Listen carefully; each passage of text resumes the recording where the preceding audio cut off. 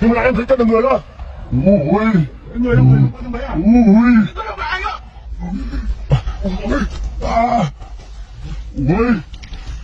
Nhiều quá. Ôi mẹ ơi.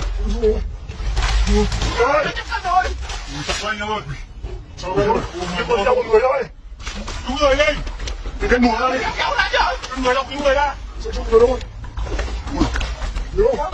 Ôi, cái trông sâu lắm. Cứu nó cứu nó xong hang rồi, đi hang rồi. Ôi, ra sâu lắm. Phải xem là còn sống không. Đây đây. Em ơi, quay không. Ôi, nó có được ngủ đây nào. Ui, ôi, ra đây.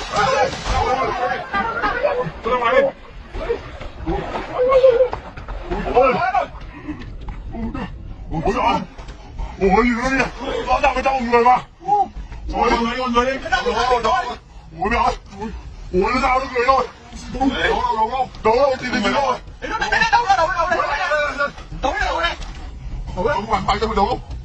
Ôi, lên. Đi qua.